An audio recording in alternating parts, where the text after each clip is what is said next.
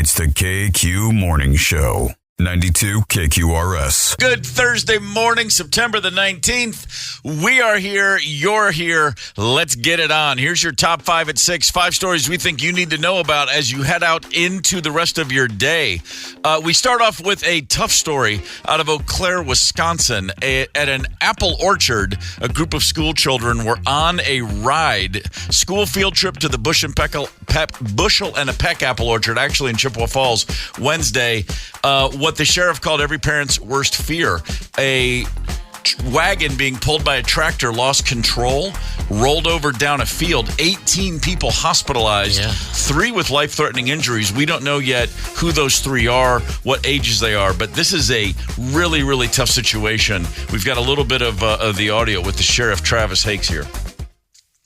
During a field trip in the town of Lafayette, several children, along with parents and chaperones, were on a wagon ride through an apple orchard. During the time, one of the wagons began to lose control as it was descending on a hill. They attempted to stop the wagon from descending down the hill sideways, and it abruptly overturned. When the wagon overturned, there were multiple injuries to both children and adults. Damn, I mean, that's a jackknife right there. So you get you get her going down a hill like that. We've pulled trailers, going down a hill like that would always give you that. Don't get going too fast on that tractor. And I'm not suggesting anything. No, it's just it speaks to how easy things like that can go awry. Yeah. But we're certainly thinking of everybody and all the families there. That is a brutal last day, and it's just getting started. So our thoughts and our hopes that everybody recovers are certainly with the people over in Eau Claire. Number 4 on your top 5 at 6, the Minnesota Twins. Oh, right. No, wait, I'm sorry. I got excited because, of course, they were leading in the 8th inning again and, of course, did not punch the ticket. They have had leads in the 8th inning or later in all 3 games here this week. Last night, again, fell apart in the 9th and then in extra innings. The Guardians win the game 5-4. 3 runs in the 10th. Oh, I mean, you score 2. Correa hits a 2-run single in the 10th. We have a 2-run lead. All we got to do is get 3 guys out without giving up 3 runs, and that proved to be a bridge too far. Right. The Twins are now 1/2 game ahead of Detroit for the final wild card. Detroit's won 4 in a row. I know, and they've got to go to the East twice now here. I guess the Orioles are coming to town to wrap up the season. That's not good. They're going out to see the Sox here for 3 game. And the Sox aren't. The Sox aren't the normal Sox. The usual. The last couple of years they've sucked or whatever, but they're still a 500 ball club, and you're going out there to play. I think there's the Marlins squeezed in there for these last 3 series. So, but wrapping it up with the Orioles, that's not cool. Number 3 on your top 5 at 6. We mentioned this right at the end of the show yesterday because news broke that J.D. Souther died. He was 78 years old. Who is he? He was anything but just another L.A. country rocker. J.D. Souther understood all types of music. He was a jazzer to begin with, but in L.A. in the early 70s, he met a buddy named Jackson Brown, who introduced him to Glenn Frey, who introduced him to James Taylor, and next thing you know, J.D. Souther's co-writing hits for so many great artists. Best of My Love, New Kid in Town, Heartache Tonight by the Eagles, off the top of my head. He had one big hit with You're Only Lonely, 1979. Sounded like a Roy Orbison kind of track. Yeah, right. James Taylor's Her Town 2, J.D. Souther co-wrote that, a bunch of Linda Ronstadt stuff. All this to say, one of the great side guys, this other dude who had a hand in some of our favorite music, gone at the age of 78. And I just want to say, I spent a lot of time with him over the years in Nashville. By a lot of time, I mean on a handful of occasions, we had a good hang. Yeah. And just an awesome storyteller, hilarious, whip smart. You could tell that guy had like an intense curiosity about everything. Yeah. Every conversation he had, he was like, what about this? What do you think of this? Where are you from? What do you do? He just wanted to know everything he could get his hands on. A fascinating and wonderful guy who happened to write great songs as well. Rest easy, JD. Yeah, you met when the news came in yesterday morning. You could tell that you were genuinely affected. We were off the air when the news came on, and you're like, "No way, man!" Oh, it sucks. That guy almost single-handedly was responsible for easy listening in the 1970s. That whole easy listening thing. Because my mom was such like I said, we were listening to a montage of J.D. Souther tunes yesterday as we wrapped up the show. And I'm like, it's every time I walked into the house. Yeah. Oh, yeah. No, he had his hands on everything. Number 2 in your top 5 at 6, Wonderland Mushroom in St. Paul. What? It's a spinoff store from Nothing But Hemp. Check this out. I will this weekend. They're selling a variety of mushroom products as well as mushrooms mixed with THC. They're saying, now, this is not psilocybin. We can't get you trippy, but, well, I mean that's what they say. What are we doing here, then? Is this just, like, cooked up in a beaker? It's a store that is now open. They're saying they have cordyceps that can boost energy. Isn't that the mushroom that turns into that thing on that HBO show about the girl and the guy and the vine? I could be wrong. I don't know. Lion's mane helps reduce inflammation. Turkey tail boosts the immune system. All kinds of things. It's a naturally grown mushrooms, Chinese medicines, health benefits that we crazy Westerners don't know about. Huh? I don't know. They're saying they don't have yet psilocybin. You can't go in there and say, dude, I want to trip balls. Give me something. Yeah. But I bet those guys know where you could get those mushrooms. They could probably give you something psilocybin adjacent. Adjacent. What does that mean? Like, I don't want to get like drunk adjacent. I mean, am I going to? All right. For example, the last time I really got stoned on shrooms down in Colorado Music Festival. I mean, it's duh. You go with the shrooms for the music festival, and I remember going with a buddy. Both of us tripping on shrooms. We're with a group of people. We go into the bathroom. We take the pee in the trough there, and we come out. And I tell everyone that this lovely lady just helped me pee. She walked over. She put one hand on my shoulder, the other on my weenski. It was loving. It was gentle. It was helpful. And we peed. And my buddy looked at me and goes, that didn't happen to him. And I went, oh, that's right. I'm on. Is that going to happen to me this weekend when I would go over to this store? Remind me not to trip on mushrooms with Brian Zepp. Right. I don't know what kind of duty I'm going to get shanghaied into. Well, just wear gloves if it happens. Well, that's true. You know what? I'm just going to pack a pair of those plastic gloves anywhere I go. Number 1 on your top 5 and 6. According to a new survey of NFL fans, the league's most annoying player, drum roll please, Aaron Rodgers, your former Green Bay Packers quarterback, runaway winner with 27% of the vote. The most annoying player in the league, Aaron? No. Speaking of getting high as a giraffe's ass. He of the darkness retreat, ayahuasca, lying about his immunization status. That's and the guy who likes to praise Vladimir Putin, a stone-cold killer. Okay, you are annoying. And by the way, for the greatest quarterback to ever play the game, 1 ring, stop it. Yeah, no. Enough already. Hey, and I mean, you don't need a Packers fan sitting here in the studio with you to remind you that he choked away some perfectly good playoff teams. You know what I look at him like? He's the equivalent of the guy who can hit a golf ball 500 yards. Yeah. That's amazing. Now hit a putt, dude. Right. Yeah, anyway, there is your most annoying player in the league. And I want to say good morning to everybody out in Chaska. Probably already up and early getting some curling in. Hey, the curling club. I'm sure they're deep into a season right down there now. In fact, they had the Fire and Ice season opener not that long ago. But my daughter, Taylor, works at the Crooked Pint down there at the Chaska Curling Club. If you go in and you ask real nice, she'll serve you an ice cold beer. Well, all I know is this. It takes 4 people to form a curling team, and there's 4 of us sitting here right now. So what the hell are we waiting for? Let's get to Chaska this weekend and figure it out. I'm so in on this. I mean, I don't know if I could get down and toss the rock with my bad knees. I could sweep like a mother, though. All right, I'll toss. You sweep, and then Ryder and Tony, you guys just cheer. I'll clap. Yeah, that's going to be great. It's good to have a plan. Aaron Rodgers will go into the Hall of Fame. Of course, we know this. There's no doubt. But he's not going into the greatest Hall of Fame ever. The nominees for the most important Hall of Fame on earth have been announced. We'll share those with you. Hang tight. Connect with us on the KQ Talk and Text line. 651-989-ROCK. That's 651-989-ROCK. 92 KQRS. Good Thursday morning, 6:50 this morning. It's the last Thursday of the month. It's Nextdoor Nightmares. At 7:50, we're giving away ELO tickets. And at 8:20, Sam Ekstrom's with us to preview the Vikings, the undefeated Minnesota Vikings game this Sunday. We got a lot going on. None of this is nearly as important as the fact that the National Toy Hall of Fame has announced their finalists for the year. The National Museum of Play is the official title, but they have their Toy Hall of Fame, and they induct new toys every year. Here are some of the finalists for this year. Balloons. What? A balloon. Just that's it. Balloons. Simple, I guess effective. the stick is in, remember? Balloons. That's right. Water balloons? Just balloons? Water balloons, bleach balloons, whatever you want to put in a balloon. Just balloon. The idea of a balloon, it puts a smile on children's faces. Hey, as a kid, I loved balloons. I loved water balloons. I liked blowing up balloons. I loved helium balloons. I loved huffing helium and having a funny voice. Balloons are great. I think that's a strong one. 651-989-ROCK is the talk and text line. Text us your favorite toys that you think need to get in. Balloons. What about this? Apples to apples. You ever play that with the kids? Yeah, sure. Tons of times. I don't know that one. Never enjoyed it myself. It was never quite my thing. It kind of, my gears kind of got ground up in that one. What was the thing going on with apples to apples?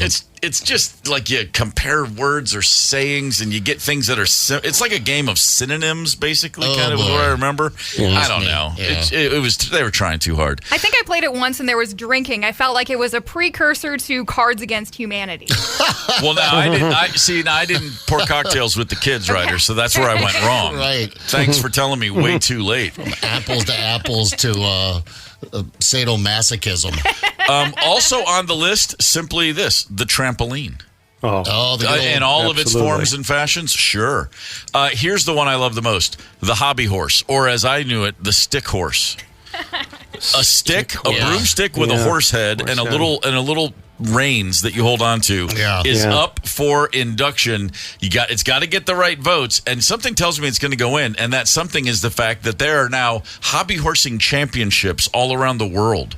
I kid you, there was one in the U.S. earlier this summer. Last week in Frankfurt, Germany, there were 300 riders, mostly kids, but 20 adults, jumping around a gymnasium. There's 1,500 people in the stands. They're cheering on people doing like an obstacle course with a stick horse in between their legs.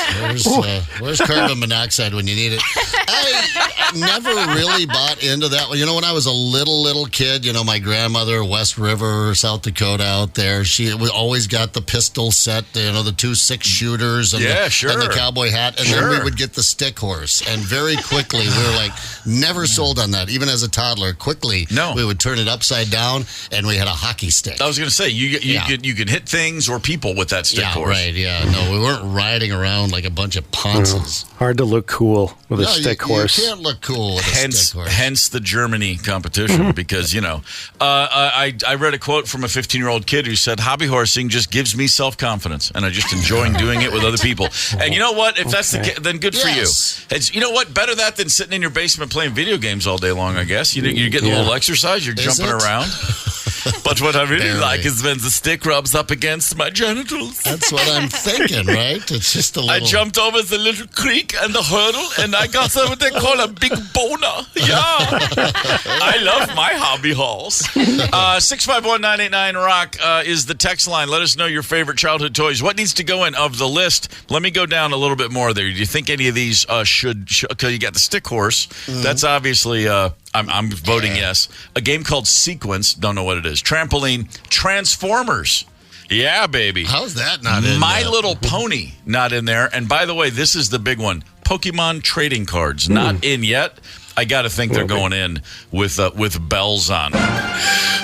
It is September 19th. On this day in 1968, the Detroit Tigers pitcher Denny McClain was about to score his 31st win of the year. Wow. Dude had a season, didn't he? In his final appearance, playing against Mickey Mantle at the plate, Mickey Mantle in one of his final seasons, Denny McClain grew up worshiping Mickey Mantle. Yeah. And Mantle is older. He's coming down to the end of his career. Drunker. And Denny McClain walked over to his catcher, Jim Price, and said, "Tell Mantle to be ready. Let him know he's going to get something to hit." Well, I mean, you got 31 wins under your belt. That's right. He had a big lead in the game. It was going to be his 31st win. They were running away with the AL pennant. It was Mantle's final year.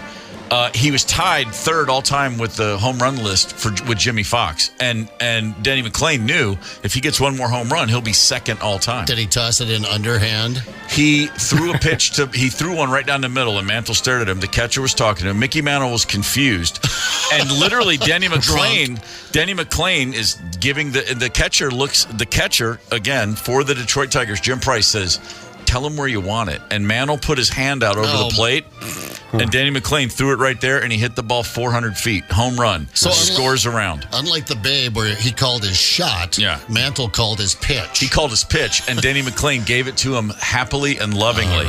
McLean saluted him with a cap tip as he rounded third base. The next batter for the Yankees, this is the best part of the story. Joe Pepitone stepped up, and he put his hand out where he wants to pitch, and McLean threw right at his face.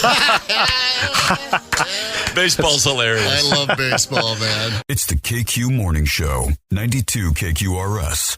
You're listening to the KQ Morning Show. Steve, Zep, Tony, and Ryder on 92 KQRS. Good Thursday morning, September the 19th. Glad to have you with us, especially our friends up in Cottage Grove. Good morning, Cottage Grove. Am I the only one that thinks of cottage cheese with a nice lasagna right now?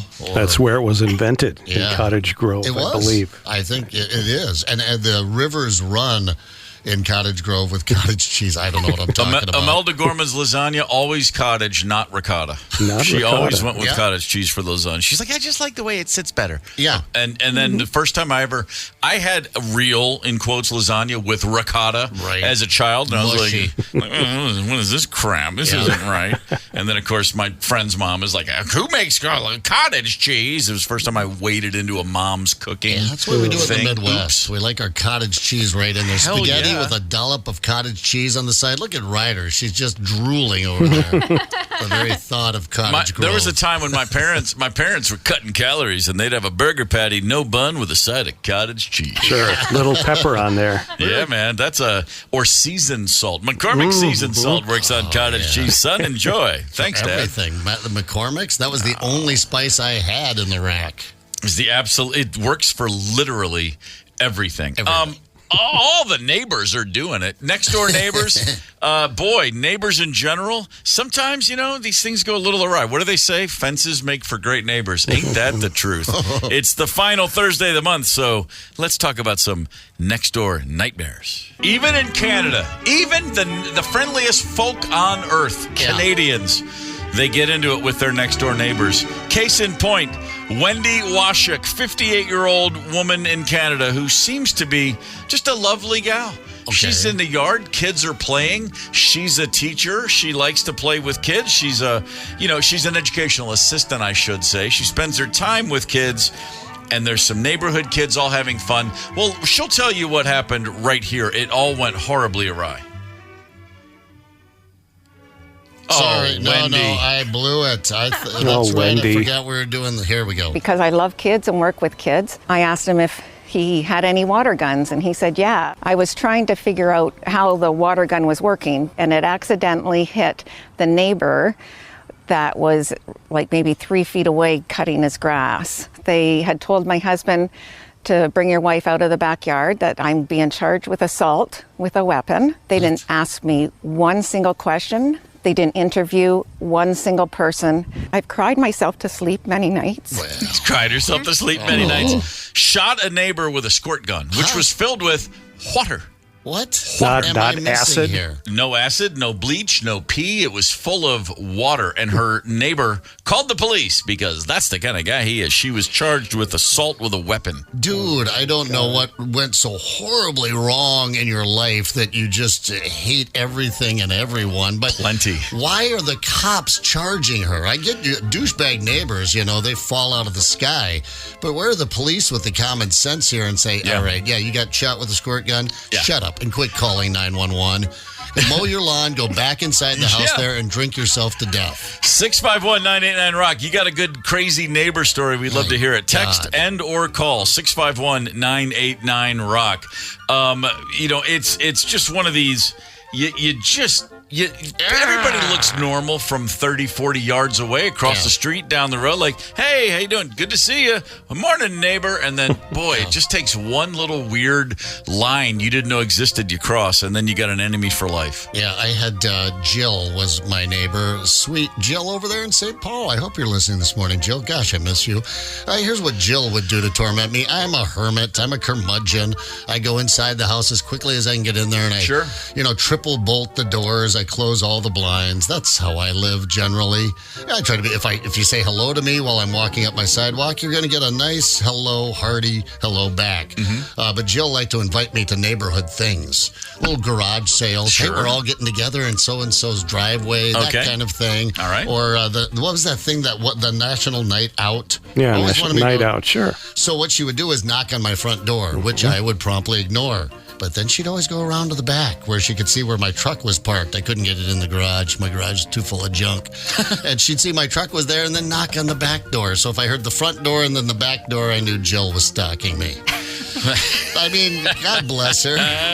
Never to get me to a national night out, though. Oh, these things happen. What are you going to do? Yeah, so what are you going to do? I'm not complaining about Jill, but yeah, I mean, obviously the guy that had you arrested for squirting him errantly with a water gun ranks as a much bigger pain in the ass on the block. We were a problematic family for some of our neighbors just because there were so many kids, 6 of them boys, and a lot of trouble. Our next door neighbors when I was a kid were the Comos, and one of my older brothers saw Mr. Como one day, and he said, "Hey, Perry, how you doing?" Because, of course, Perry Como, and you just throw that out there.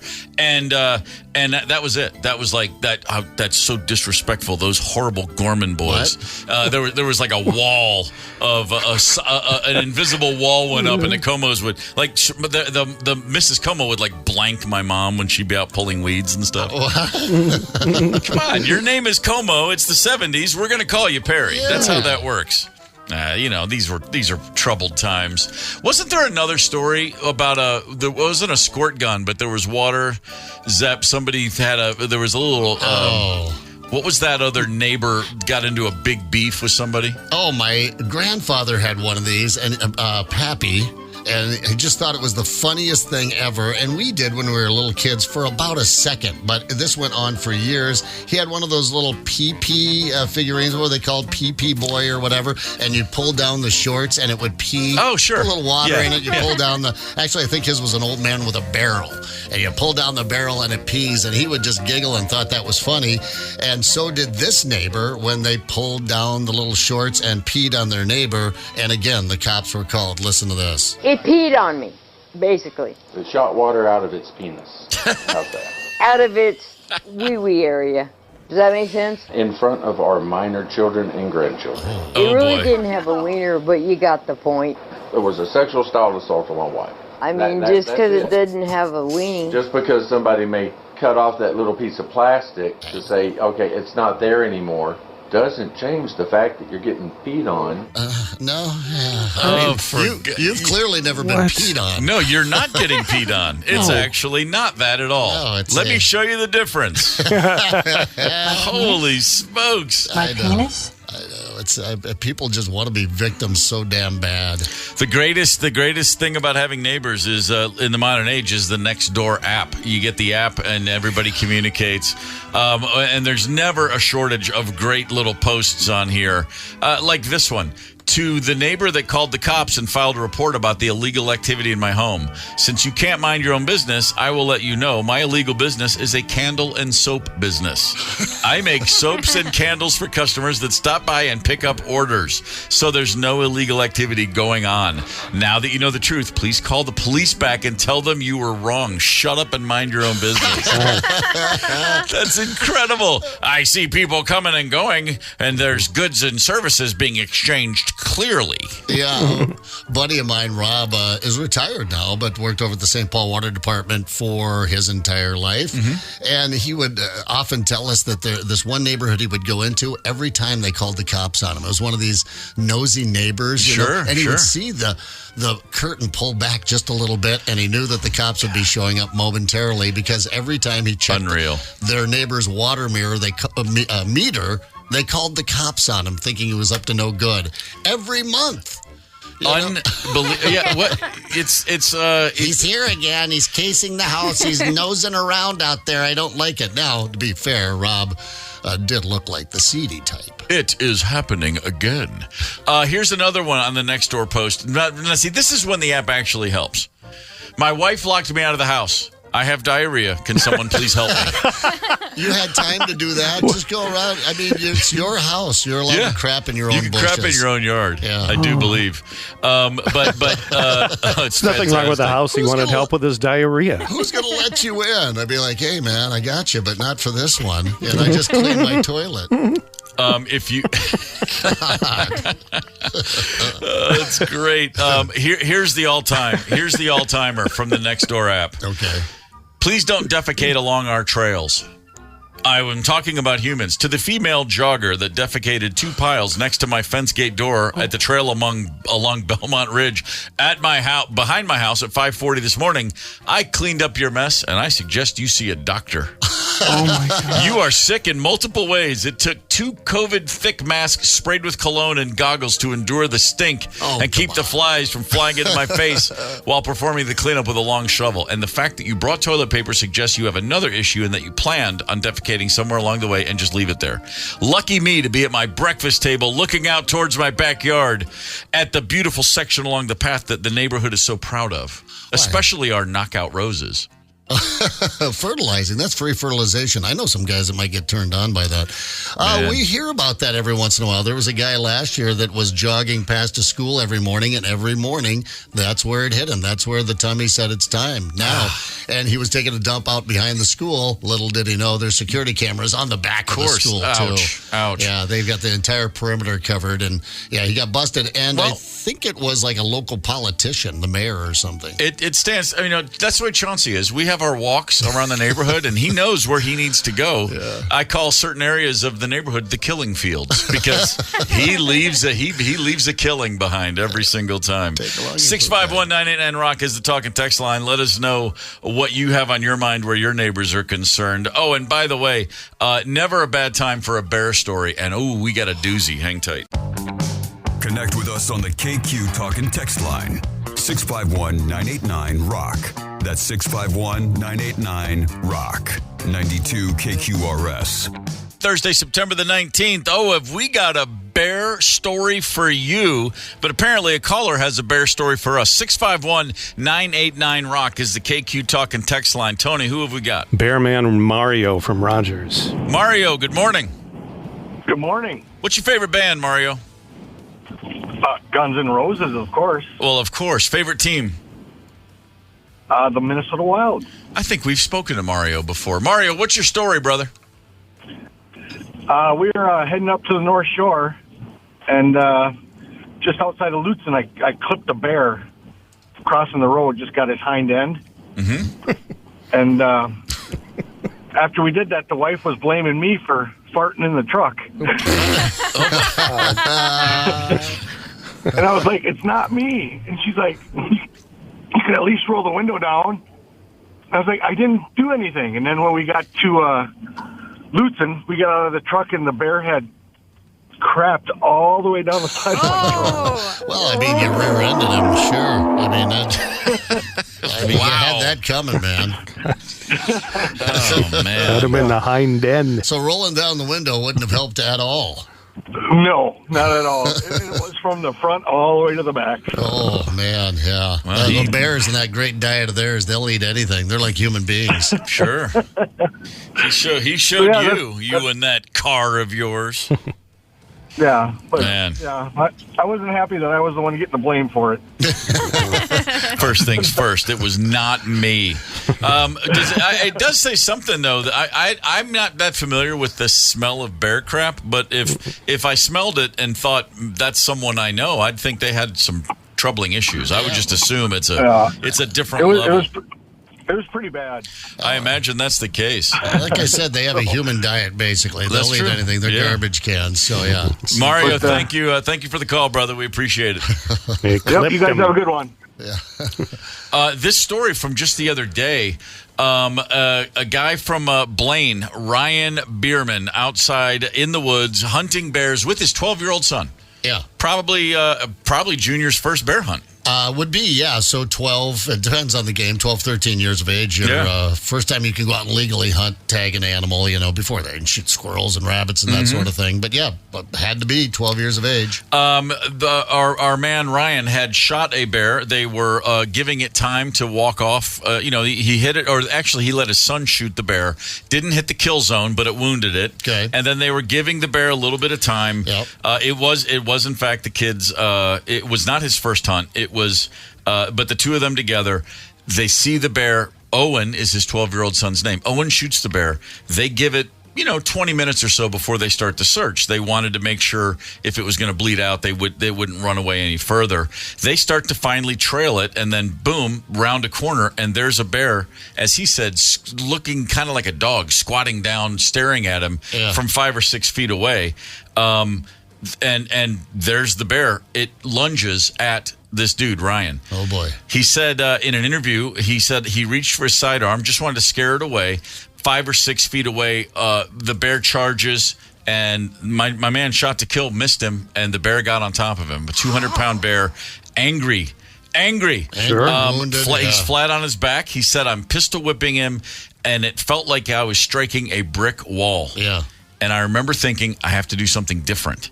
I tried hitting him between the ear and mouth with the blunt edge of the pistol. At that point, the bear released my leg, reared back a little, lunged at my head.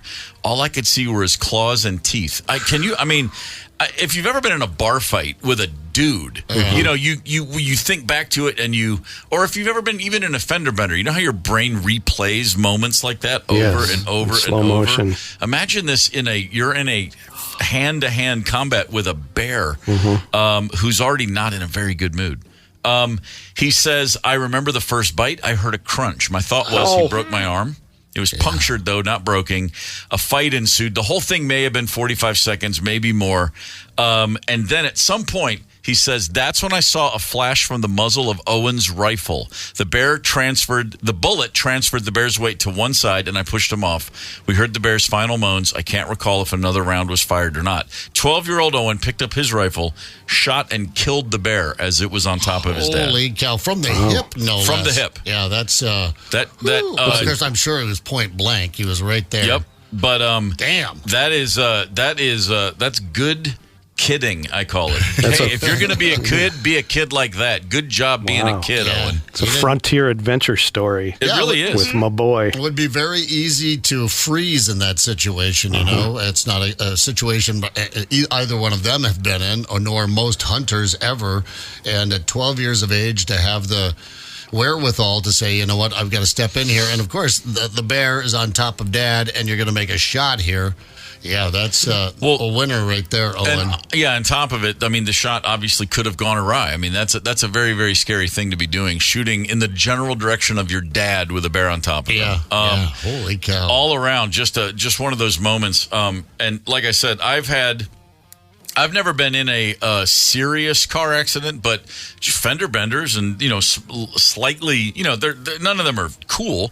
They're all like, I can't believe that happened. And you'll shut your eyes and for day after day after day going to sleep, and all of a sudden the sound of that, you hear it, Or like I've had, I've just broken a bone playing sports, and then all of a sudden you have flashbacks to it. I can't imagine what it's like to be mano y barro in the woods. You and a bear going. The whole story I read this yesterday, and I just was like sweating as I'm reading the account. What if the boy, it occurred to him for just a couple seconds, make a deal with Dad? Go like, am I getting a new bike? Am I? And then fire. Holy smokes. Now that kid then would have, watch him. He would have gone on to rule the world. I was going to say, there's a Senate seat for him in about 14 years. What do you got to be 30 to be in the Senate? 18 years. That kid's going to Washington. He might just be bored with hunting for the rest of his life. Can you imagine? You're not going to live on, shot a bear, no big deal. Didn't jump on Dad or attack anyone or anything. That's... Whew, that's a bear tail right there for that young man. I'm trying to think. When I was 12, what's the most badass thing I had done up to that point? I think it was when I jumped Jimmy Gunning's banana seat Schwinn bicycle over 26 matchboxes lined up like Evel Knievel. Long ways? In a ramp. No, not long ways. Oh. No, That'd be crazy. No, I was 12. Okay, yeah. It wasn't my bike. It was my friend's bike. Come on, Zep. Tony, just to play off of what you just said, I mean, he does have that leverage over Dad now. I mean, after the fact now, really, it's, anything he wants. I can't take the car, Dad. Right. Are you sure? Because I saved your life. I'm just saying, Dairy Queen every night. Yeah. I was just thinking, they're going to go out to dinner to celebrate, and the waiter will come up. You guys had a chance to look at the menu, and that kid's going to order for the table. Yeah. He'll have the foie gras. Kid will light up a cigar. This lovely lady on my right will have the shrimp scampi. And I will have the porterhouse. Thank you. Sparkling water. Yes, thank you. And a little more bread, please. That kid's running the world. Well done, Owen. We're proud of you, buddy. Yeah, attaboy. It's the KQ Morning Show, 92 KQRS. It's the KQ Morning Show. Steve, Zep, Tony, and Ryder on Minnesota's classic rock. 92 KQRS. Good Thursday morning. Def Leppard photograph. That is one hell of a 9-arm band right there. There's a 9-man or more band coming to the XL Energy Center pretty soon. ELO, Electric Light Orchestra, or as they now go by, Jeff Lynne's Electric Light Orchestra, coming to town to play at the XL Energy Center September 30th. That's Monday week. That's what they say down south. Oh, you're going to call us on Monday week, right? Monday week. That means a week from the next Monday. Monday week. That's right. That's when that's going down. I have every intention of being at that show. I've never seen ELO. It's fine pop combo that I'm remiss to say I've never seen. So I plan to be there. A quick shout out to Baldwin, Wisconsin. You know that Monkey song, "Take That Last Train to Baldwin and I'll meet you at the station." Fun fact, it was originally called Clarksville. Clarksville, really? Baldwin, Wisconsin started off life as Clarksville, That was Wisconsin. a fine name. Why would you change And then they it? changed the name. I don't know. Maybe it's an anti-monkeys angle over there. I smell money. Someone with money named Baldwin would be my guess. That's how names get changed. I think so. Yeah. Well, I'm the wealthiest man in Clarksville. Hang on a minute. My name's Baldwin. Let's see if I can change this. We are just speculating wildly, but we do know that Baldwin we've got a lot of listeners in Baldwin. We hear from them regularly, and we just wanted to say good morning. Right. And every time I don't mention that I've jumped out of a plane 13,000 feet over Baldwin, someone gets a little angry. See, that's how that works. Are they irate with me, or they want me to quit bringing it up? Or I did that, by the way. This is something I haven't mentioned before. Without a parachute. Really? Yep, without a parachute. That actually explains a lot. Landed in the manure pit over there in the dairy farm. Did you? Cannonballed. Did you? Yeah. Did you really? No. Okay, fair enough then. Host and executive producer of the Locked On Sports Minnesota Podcast Network. My man provides daily Vikings analysis on YouTube and your preferred podcast feed. Sam Ekstrom. Do we have Sam on the horn? Sammy? I'm here. Yay! There he is.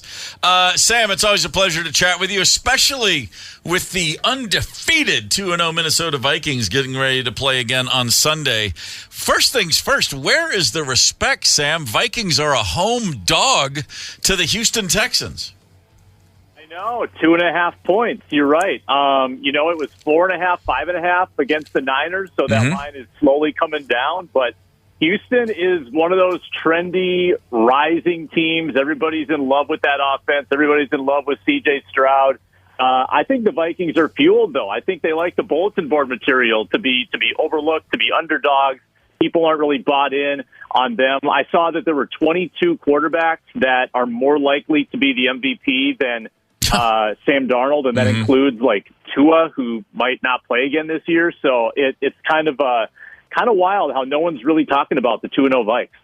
Sam, about the Texans, I know before the season started, they were a darling pick, but they squeaked out a victory over the Colts and then, beat the Bears, but it's the Bears whose rookie quarterback is hardly lighting the world on fire. They beat the Bears at home by only 6. Are you impressed so far with what you've seen from Houston? No, not particularly. I think in the first game against the Colts, that's a little more credible of a win than kind of squeaking by the Bears. Uh-huh. The Texans have had a harder time scoring touchdowns than you might expect. They've settled for a lot of field goals, but they've driven the field. They've gotten a lot of yards. And the biggest worry with them is the weapons they have at wide receiver. It's Stefon Diggs, Nico Collins, it's Tank Dell. And obviously the Stefon Diggs angle is huge coming into this game. But he's probably not their number one. It's Nico Collins, and he's got over 100 yards in each of their first two games. So I still have a lot of respect for what they can do offensively, but they have not really finished the deal when they've gotten, into their opponent's side of the field this year. So that's what the Vikings have been very good at doing, is just preventing touchdowns. So I think that, holding that offense down will go a long way towards pulling another upset this weekend. Yeah, Sam, you talk about that defense, been giving up yards, but not giving up points. I noticed against the Bears, it seemed like the Texans might have had a little... they might have been vulnerable to the blitz. And, of course, this is what the Vikings and this defense is built around, and the blitz. It's a team that's loaded with weapons and can blow up, and you wonder if they get in that Vikings secondary. But we've got this pass rush going with Jones the second, and Turner and everyone working there in these blitz packages. So I think the defense, I like this defense against the Texans. I'm a little more concerned about the other side of the ball. Justin Jefferson, questionable, out, in, because that changes. Sam Darnold needs Justin Jefferson on the field. It's a whole different ball game. It's almost a different sport with Justin Jefferson on the field as opposed to not on the field. Yeah, and the jury's going to be out there probably for the next couple days as he rehabs that quad. I'm guessing that was pretty black and blue on Monday when he woke up. So he's probably been in the cold tub, been in the cryo chamber trying to get that swelling down and play. I think he's optimistic that he will play, but sometimes you don't know. You don't know how it's going to respond. And if he doesn't play, didn't practice again yesterday, you might have Jalen Naylor, Brandon Powell, and Trent Sherfield as your top three wide receivers. And you still don't have TJ Hawkinson, right. And you don't really have a solution at tight end right now. They only had 2 tight end catches last week. So you are putting a lot of stock in your own run game if you don't have your top receiver. I mean, then the Vikings really need to run the ball, which they've done exquisitely through the first 2 weeks, but they haven't had to do it without Justin Jefferson, and that would be a whole new challenge. Sam Darnold's with us on the KQ Morning Show. Sam, turnovers. Sam Darnold, listen to me. Hey, wow, what a get for the week of a game. Sam Ekstrom's with us. Sam Darnold had a really bad pick on a drive against the Niners, and then Aaron Jones, very uncharacteristically, with a 1-yard fumble on the 1-yard line, I should say. And we could say those two plays, it really would have been a blowout otherwise. But again, a year ago, turnovers were the Achilles heel. It's not been as bad, but that is a concern. Is there but I guess what I'm getting at, though, I wanted to talk about the vibe in the locker room and around the team. Do they feel like a team that's 2-0 and should be 2-0 and very likely will be 3-0? Do they feel like a team that's still trying to find their identity? What's the confidence level? Yeah, I think confidence level is really high, and I don't want to say it's bordering on too high, but you want to be careful after 2 weeks, right? After a couple games, you can feel like you're unbeatable. People are already rewriting their season predictions, saying, "Oh, it's an 11-win team," and it's a week-to-week league. You got to show up week to week. Vikings have had a lot of things go their way as well. Like they've taken the ball away from the other team a couple times, and that's mitigated their own turnover problems. But those are problems. You can't throw bad interceptions. You can't fumble the football. They've had a couple guys fumble these first 2 weeks. So I think that you still need to take that seriously. But certainly this team is riding high. I think it stems a lot from the defense. You watch this defense, and these guys rally to the football. Mm-hmm. They have, big displays of emotion when they make big plays, and they all seem like they're really tight-knit. Brian Flores sets the tone. This defense kind of fuels, I think, the engine of this team, and they have been so good these first 2 weeks. They've been taking the ball away. They've got 10 sacks through 2 weeks and 4 takeaways. They've scored a defensive touchdown. They've only allowed 2 touchdowns on the other end of it. So they've been really, I think, the tone setters, and the offense hasn't had to play from behind at all. They basically led for 2 consecutive games, which just enables everyone to play a little more loosely. Yeah, it's going to be rocking at U.S. Bank on Sunday for sure. Let's talk about on the defensive side for Houston. I've just seen highlights. How's Danielle Hunter adapting to his new home? Yeah, Danielle was really quiet in the first game of the year, and then he exploded against the Bears. He had 2 sacks against Caleb Williams. So he came alive. We saw this in Minnesota sometimes. He would go a little in and out, but when he exploded, he exploded. Yeah. And that's just one of the 4 revenge angles on Sunday. You've got Danielle Hunter playing the team that didn't re-sign him. You've got the guy that used to be in Houston, now in Minnesota, Jonathan Grenard. He's playing his former team. Stefon Diggs, obviously. And people forget Blake Cashman. Oh, Blake. Who had a huge game Love this guy. on Sunday for the Vikes. Love this guy. Yeah, I love this guy. Yeah, he just flies around. He plays Flores football. He's this kind of, it feels like a Vikings team with a chip on their shoulder. I hope they keep playing as the Dogs when they go up to Green Bay. We'll see what happens with the Jets when they come to town. I think the Jets are in town here now. I don't remember. But all right. So for those of us who haven't seen a lot of Houston Texan football, your average Viking fan, how do they beat this team? Where do they beat them? They beat them on the ground. Is it just a good ball control? Is the defense got to force some turnovers? All of the above? Yeah, I mean, I think the formula is not dissimilar from San Francisco, that if you take the ball away a time or two, if you run the ball really well, and you can score, somewhere in the mid-20s, I think that you've got a really good chance. I think that the risk that Houston offers is that they are an offense that could score in the 30s.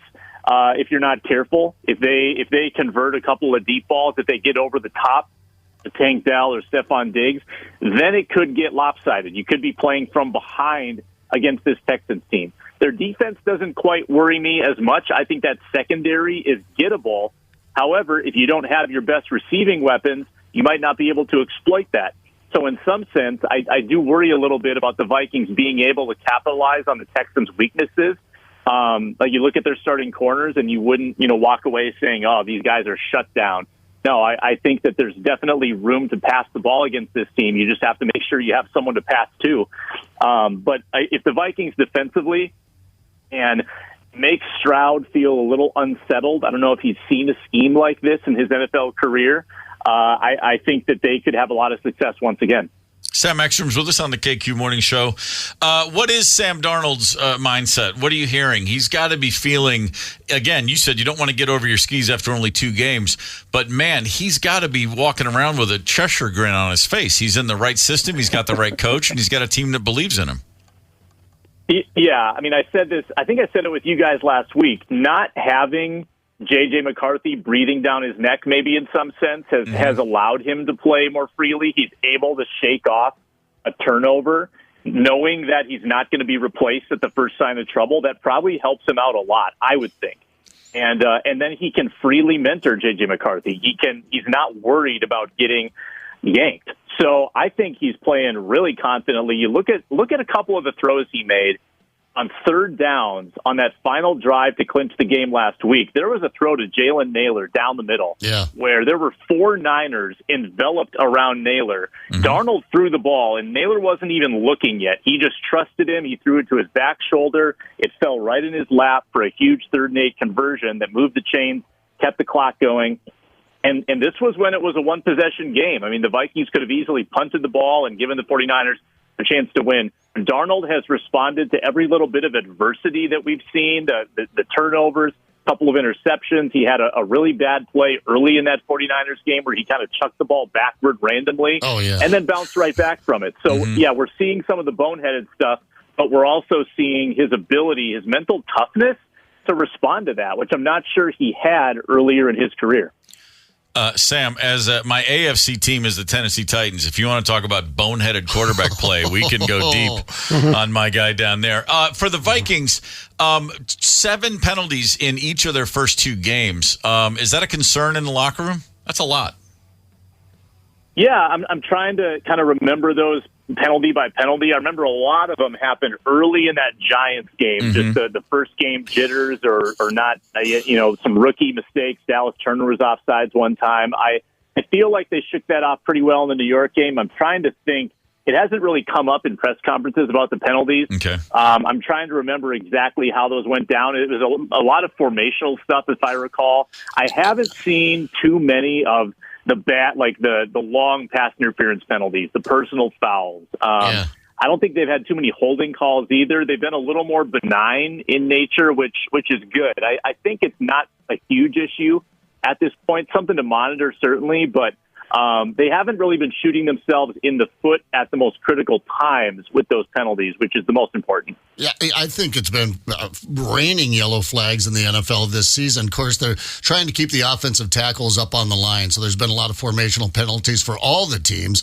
Kind of drives me crazy. Some of these games, it seems like damn near every play there's a yellow flag, but those things tend to sort of lessen as the season goes. The refs and umpires out there aren't throwing the flag quite as much as the season progresses, so probably not as a big of a deal there. But, I mean, I like the line on this one, but yeah, I think I like the Vikes to win, but who cares what I think? Now, you're 1-1 with us here, Sam. So let's have it. What do you think? Yeah, I picked the Niners by 6 last week, and it went the other way. It was Vikings by 6. I think I got to go with Minnesota this time. I do. I will go 24-2. I love the weird scores. I will go Vikings to win, obviously to cover. And if they're 3-0 going to Lambeau, look out. Then you can steal one if Jordan Love's not playing, and it could get crazy around here really fast if this Vikings team is somehow 3-0, 4-0. I mean, after the pack, they're home against the Jets and the Lions. So, we didn't talk about that early in the season with this tough, front-loaded schedule. You got a lot of home games, and Coach O'Connell seems to think that home team advantage is real. If they come out of the first 6, 4-2, it's just a milk run for a while there. I mean, it's going to be special. Sam, are you still singing as Benny Anderson in that ABBA tribute act? Not recently. Okay. I only break out that alter ego once in a while. Awesome. Well, be sure to let us know your next gig, and we'll be there with bells on. Sam, we'll talk to you next week. It's always a pleasure. Thank you, brother. Then thanks.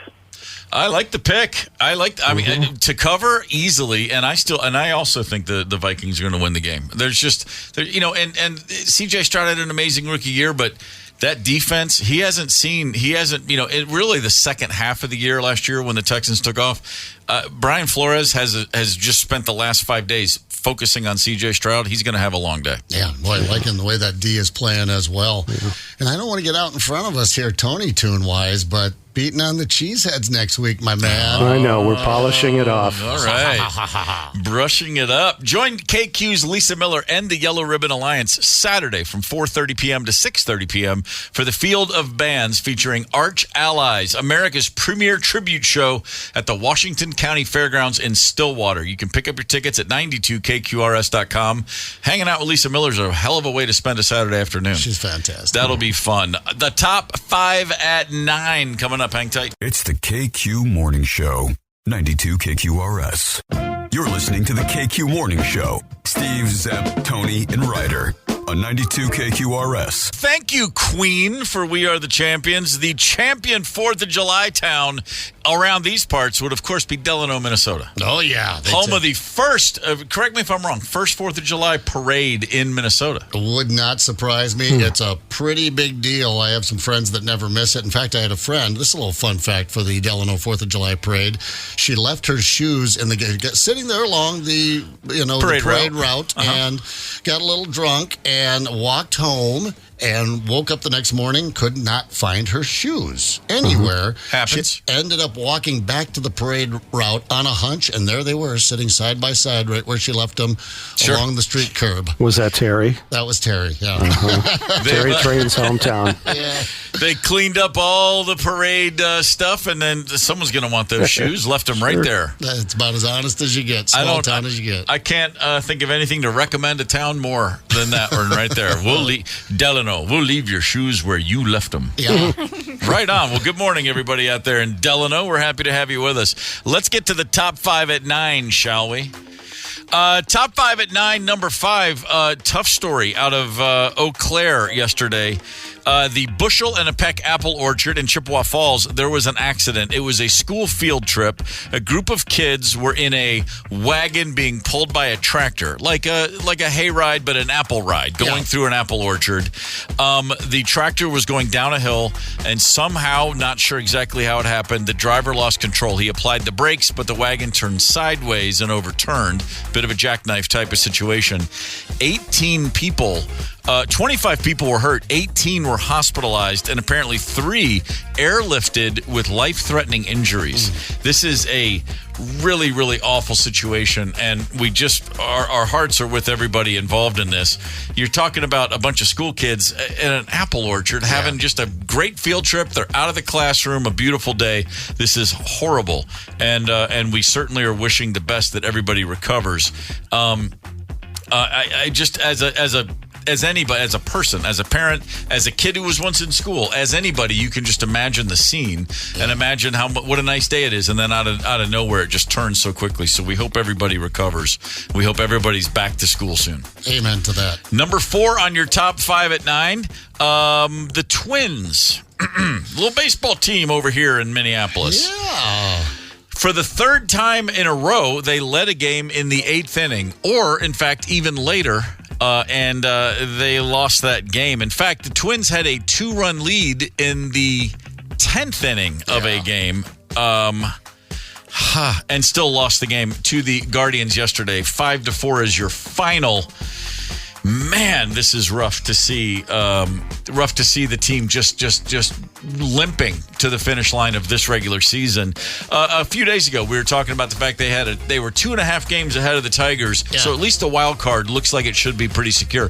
Tigers can't seem to lose, and we can't seem to win. That is now a half-game lead. Tigers have won 4 in a row. Twins yet again. Now they're 4-7 in their last 11. This is getting a little hairy. Yeah, I got to head out to the East Coast. You've got the Sox, which can easily jump on the Twins here. They're playing 500 ball this year. And then you wrap it up with 3 at home against, the Orioles. Yeah. You're just going to have to get much better real fast. You know that team we saw earlier this season? Mm-hmm. That team's got to come back around somehow.